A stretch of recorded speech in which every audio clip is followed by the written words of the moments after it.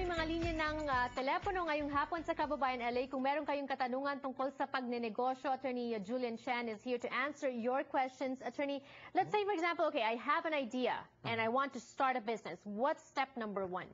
I think the first thing is to identify what your strategic advantage is. Is it the relationships you have? Is it the reputation you have? Is it some knowledge or information you have? And make sure you protect it, but also that you have a program to promote it. Okay. So, for example, a restaurant is very successful because it develops a very strong brand and a reputation. So you really want to maybe have trademarks, things of that nature. Okay. If you have a technology company, you might want to have patents and protect that, or trade secrets where you make sure that... So protect it right away. Protect it. Work on protecting it right away. In a way that you can promote it. Oh, you know, you don't want to be so conservative that you don't make money. Okay. You want to figure out how to use the law to promote your business. What about, I hear about business plans all the time. Can you start a business without a written document of a business plan? You can, but the nature of a good entrepreneur is that they would make a business plan. Okay. And so a lot of people, they don't necessarily believe what's in the business plan, but they say if you not the kind of person to make one, then you're not really going to be a good entrepreneur. Oh, okay. Yeah. All right. And we'll get to that also later. I have a follow-up question to that, but let's make way for this phone call from Jay, joining us from Corona. Hi, Jay. Hi. Magandang hapon.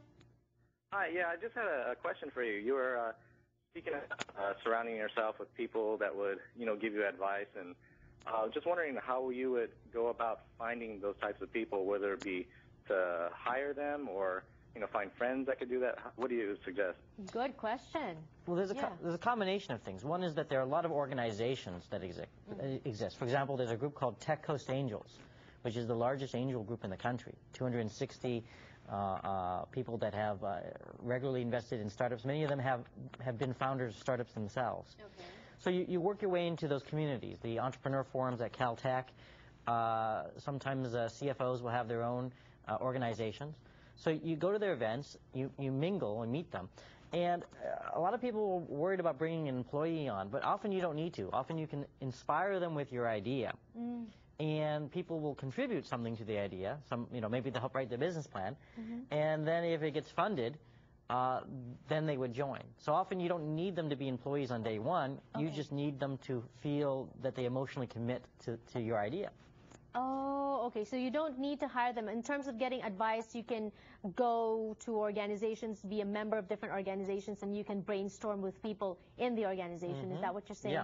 Yeah. Okay. Well, what about earlier we were talking about that also? Some of SIPA can also help, right? Exactly. SIPA has a business. A program for startups, for small business owners, and you help SIPA as well. Tell us what you do at SIPA. Well, SIPA has a program where they teach people how to be entrepreneurs. They teach them how to write a business plan, understanding the finances and the legal aspects.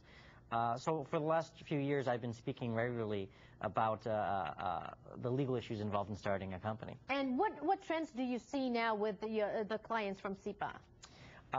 I see a lot of people focused on import-export. Oh. And this is actually a trend that LA is right in the middle of. Okay. In fact, it's the sweetest spot in the American economy right now, which is that we're learning how to trade with Asia, both as buyers of our goods, but also as providers of service and materials and so on. Oh. And so LA is the sweet spot. We have a major shipping port. Okay. We have a large Asian population that has comfortable knowledge of the countries that we trade with. Oh, okay. So import-export. It might be a difficult business to get into, but we'll ask further later. But let's make way for this phone call from Nancy. Hi, Nancy, joining us from Panorama City. Magandang hapon sa'yo. Oh, hello. First of all, how are you today? And we're good. Go ahead with your question. Yeah, I wanted to start a business, a sort of a beauty salon, and since it's been... You want to start a beauty salon, and then? I think we lost her. I think we lost her. Yeah. Well, I'm going to take a guess. The thing about a beauty salon is it really depends on having clients. So I think the first thing is to go where there are people who can be potential clients and develop a reputation. And they may not remember your full name, so you might want to develop a very simple name for your company and be able to leave that in their mind so they can find you. Oh, okay. And then often you can actually rent space. So there's a lot of people that when they start their business, they rent a chair from another beauty salon. Oh, okay. And so that's a good way to start with low capital. Because you're just renting, and at the same time, you're building your own clientele. Exactly. Right. But say, for example, you're starting a beauty salon. Do you have to go through the legal work of putting up your own corporation? Well, this is very interesting. I think the thing about a corporation is you really have to think about it as protecting you from the acts of other people. Okay. So if you have an employee and they slip and cut somebody, then you're protected from their acts.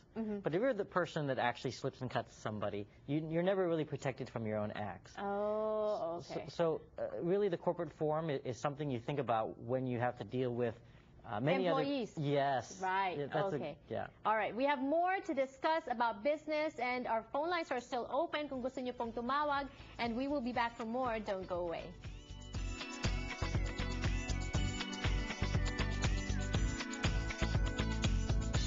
I'm Lexi, and I don't like morning stress. I like morning yumminess, like a fresh egg I can hold in my hand and an iced coffee. It's